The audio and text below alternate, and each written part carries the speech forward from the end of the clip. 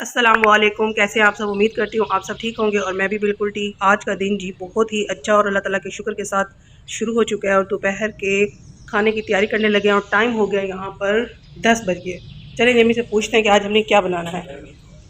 आज भाई आप गए नहीं अभी तक? सब्जी लेने जा रहे हैं। अच्छा, सही। अंधेरा क्यों हो रहा है? लाइट नहीं है क्या घर पे? लाइट इन्होंने बंद की हुई है। अम्मी आप कहाँ जा रही हैं? अस्सलाम वालेकुम। कैसी हैं? ठीक हैं। अब कहाँ जा रही हैं आप? अच्छा, सब्ज़ी लेने के लिए जा रहे हैं। ठीक है, तो फिर मैं दाल, कौन सी दाल? अच्छा, आज जी हम बना रहे हैं दाल। और अम्मी और क्या बनाएंगे आज हम?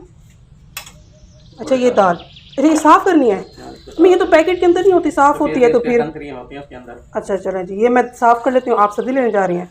चलें ठीक है, मैं ये साफ़ कर दूँ जब तक आप सब्ज़ी लेकर आ जाओ और मैं थोड़ा किचन की सफाई भी कर लूँ, क्योंकि सुबह नाश्ता बना था और हमने सफाई नहीं की, बर्तन भी नहीं धोए। आ रहे हैं वहाँ बाहर सब्ज़ी और बाइक, पता नहीं शायद भाई ने इलेक्ट्रिक ले लिया, क्योंकि यहाँ तो ठहरी है चाबी।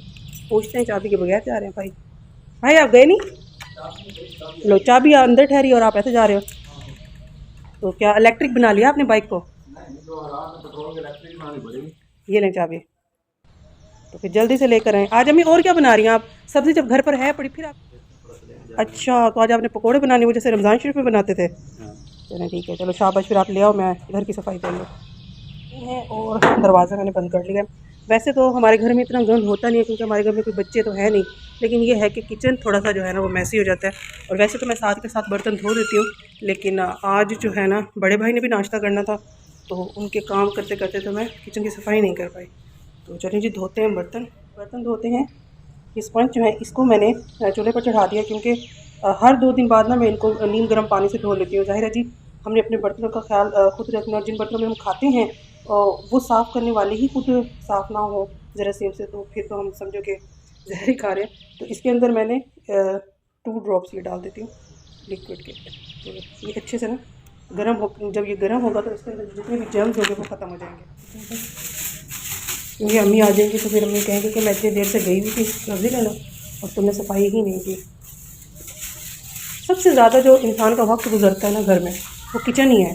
ज़ाहिर है सुबह भी नाश्ता बनाना है, इधर शाम, दोपहर का, शाम का, तो किचन का जो है ना 24 घंटे साफ़ होना बहुत ज़रूरी है।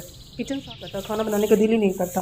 तो मेरी शुरू से ही आदत है, जब से मैंने काम स्टार्ट करना सीखा था ना, मैट्रिक में थी, मैट्रिक से पहले मेरे ख्याल में, क्योंकि हमारे हालात ऐसे ही नहीं थे और मेरी वालदा गाँव में रहती थी और हम सब, हमने तब से ही मैंने काम करना शुरू कर दिया था। तो मैं वक्त बचाने के लिए ना किचन पहले ही साफ़ कर लेती थी, ताकि जब खाना बनाओ तो किचन गंदा ना हो और साथ के साथ सफाई होती जाए।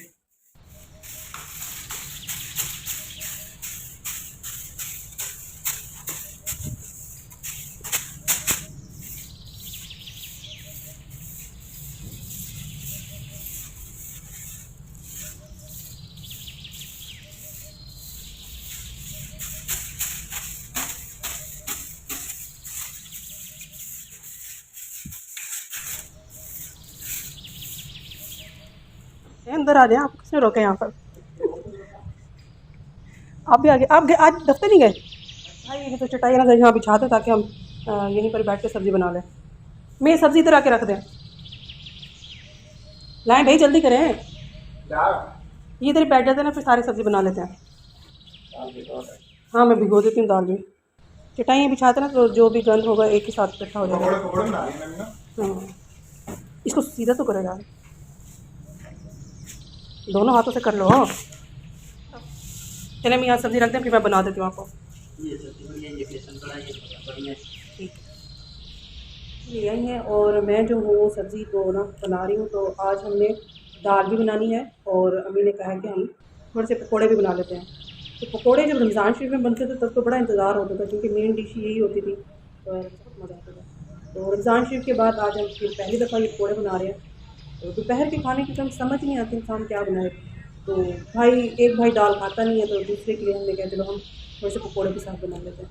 तो यहाँ मैं सब्ज़ी को बना रही हूँ, फिर देखते हैं कि आज कैसे बनते हैं पकौड़े। तो आपको भी दिखाएंगे कि हम किस तरीके से बनाते हैं। लोग तो कुछ डालते ही नहीं है, सिर्फ बेसन होता है या उसके अंदर मीठा सोडा डालते हैं और प्याज और बस, जैसा कि आलू वगैरह भी नहीं डालते। तो हम आपको दिखाएंगे कि हम किस तरीके से बनाते हैं, क्योंकि हम जहाँ भी बनाते थे ना अपनी फैमिली में या हम जहाँ पहले रहते थे, तो लोग बहुत पसंद करते थे अम्मी के हाथ के बने हुए पकौड़े। तो आज हम आपको वो रेसिपी दिखाएंगे और बनाने का तरीका भी। उम्मीद है आपको पसंद आएगा और आप भी बनाकर फिर इस तरह से ट्राई कीजिएगा। हमने तो क्या किया है कि इतनी सी पालक निकली है और दरमियान में इतना सारा गंद, यानी कि अपना सब्ज़ी का वेट ज़्यादा करने के लिए उन्होंने दरमियान में इतना गंद डाल दिया और इर्द गिर्द जो है ये इतनी सी पालक डाल दी। इन लोगों को ज़रा भी खौफ खुदा नहीं है, ज़रा भी डर नहीं है कि आगे अल्लाह के जहाँ उन्होंने अल्लाह के पास जाके क्या जवाब देना है कि इतनी बेईमानी। यार आप थोड़ा बेच लें लेकिन हलाल का तो बेचें, क्या कह सकते हैं, कुछ नहीं कह सकते।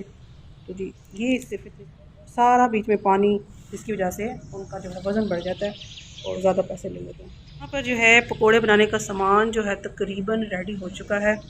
पालक मैंने अच्छे से छान ली है, अब इसकी कटिंग करती हूँ। और जो धनिया वगैरह है उसको भी मैंने साफ़ कर लिया क्योंकि इसमें बहुत ज़्यादा गंद था और मिट्टी सारी थी। और ये पुदीना ये भी मैंने साफ़ कर लिया। तो पहले हम दाल बना लेते हैं, उसके बाद फिर आके मैं इसकी कटिंग करती हूँ। दाल हम बना रहे हैं, दाल जी हम ऐसे ही बनाते होते हैं। हमें कितना पानी डाला इसके अंदर? 2 गिलास पानी जी इसके अंदर डाल दिए। अच्छे से जब बॉयल हो जाएगा तो मैं ये दाल भी धोकर दे देती हूँ। मैं अभी डालनी दाल इसके अंदर? अच्छा तो ये दाल धो दूँ फिर मैं? ये कौन कौन सी दाल है इसके अंदर?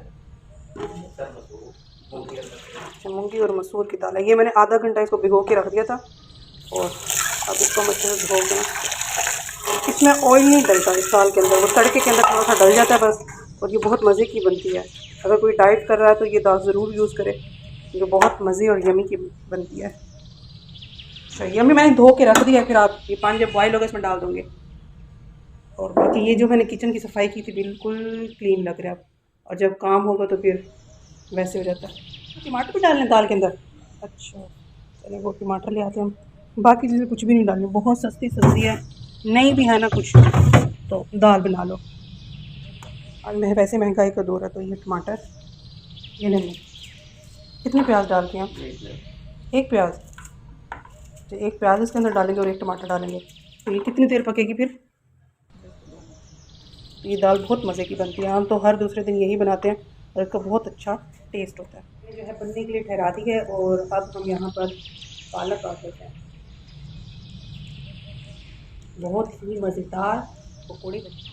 आप भी अपनी माँ के साथ काम करके ही छोटे छोटे लम्हे उनके साथ प्यार और मोहब्बत से गुजारें, क्योंकि यही वक्त जो है हमें उनकी मोहब्बत का एहसास दिलाता है, क्योंकि ये वक्त दोबारा हमारे पास लौट कर नहीं आना। दाल टमाटर और प्याज डाल दिए थे और ये काफ़ी हद तक बॉयल भी हो चुकी है।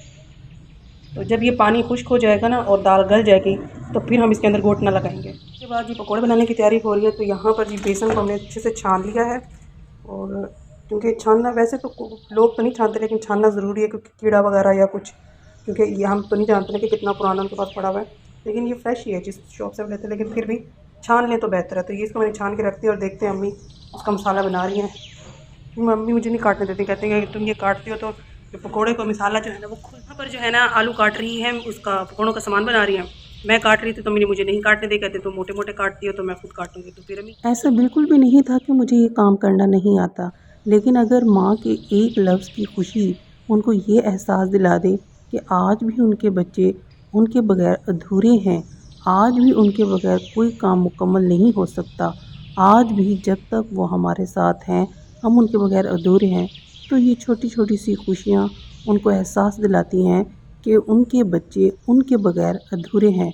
तो जब मैंने कहा कि मुझे अम्मी वाकई ही ये कटिंग करने नहीं आते आलू, क्योंकि आप जो हैं बहुत अच्छा बनाती हैं, परफेक्ट बनाती हैं, तो वो उठकर आईं और ख़ुद से काटने लग गई और उनकी वो खुशी देखकर मुझे बहुत खुशी हुई। अम्मी इसके अंदर और क्या क्या डलेगा? प्याज डालेंगे और पुदीना, हरी मिर्च। अच्छा पुदीना और पालक, हरी मिर्च और धनिया। चलें जब ये आप मसाला मिक्स करने लगेंगे ना फिर मुझे बताइएगा, तब तक मैं दाल को देख। अच्छा जी यहाँ पर अम्मी जो है अम्मी ने घुटना लगा लिया है और ये दाल अम्मी तैयार हो गई है। ये दाल अच्छा लाल मिर्च तो ये कच्ची नहीं हो जाएंगी, बाद में डालती हैं आप? तो तड़का नहीं लगाना। अच्छा तो मतलब तड़के में हम लाल मिर्च डालेंगे, पहले नहीं डालते? सही सही। यहाँ पर मैं अच्छे से घोटना लगा लेती हूँ।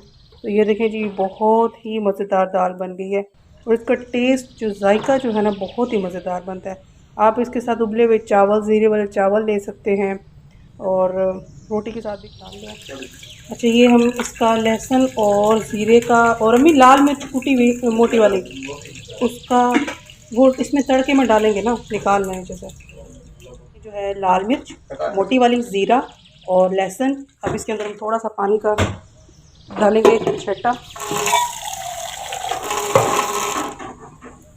ये अब तैयार है, डाल दूँ पानी।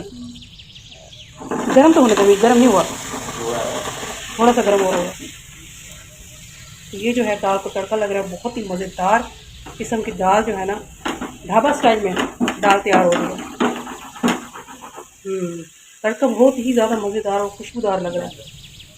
ये देखिए ज़बरदस्त किस्म का जी, हमारे घर की मोस्ट फेवरेट दाल पककर रेडी हो गई है। एक चम्मच घी डाल देते। अच्छा, इसके अंदर देसी घी भी डालना है, देसी घी उधर ही पड़ा है साइड से। अच्छा, ये चूल्हा बंद कर दो। अच्छा, ये बहुत ही मज़ेदार। और अब हम इसके अंदर डालेंगे सब्ज़ धनिया और सब्ज़ मिर्चें। ये देसी घी डाल देंगे। अब इसको भी हल्की आंच पे पकेगा ये, ताकि ये देखिए बहुत ही खूबसूरत दाल जो है वो पककर तैयार हो गई है। जो है पकौड़ों का सामान जो है बना रहे हैं। तो हम इसके अंदर आपने क्या क्या डाल दिया, नमक, लाल मिर्च और खुश्क कुटा हुआ धनिया। और इसके अंदर हमारी थी पालक, धनिया, मिर्च, पुदीना, प्याज और आलू। ये हम इसको मिक्स कर रहे हैं। ये मैं बचा क्यों दिया आपने? इसको गूंदना है, सही है जी। इसको अब मिक्स कर लेंगे ना अम्मी। तो ये ज़्यादा पानी नहीं डालना है ना, थोड़ा पानी डालना है ताकि पकौड़े जो हैं वो टूटे ना। बहुत मज़े के बनते हैं ये, खुशबू भी आ रही है रोज़ों वाली, है ना। बहुत ही मज़ेदार और खस्ता से क्रिस्पी से हमारे पकौड़े जो हैं वो तैयार हो चुके हैं। आप भी इस तरीके से बनाएं, अपने घर वालों को खिलाएं और तारीफ़ें ही तारीफ़ें पाएँ। तो जी उम्मीद करती हूँ आपको मेरा आज का व्लॉग अच्छा लगा होगा। अगर अच्छा लगा है तो लाइक, शेयर और सब्सक्राइब ज़रूर कर दीजिएगा। और मुझे आपके सब्सक्राइब की बहुत ज़रूरत है, क्योंकि आपका प्यार ही मुझे हर नए दिन नए व्लॉग बनाने की हिम्मत देता है। नेक्स्ट व्लॉग के लिए अल्लाह हाफिज़।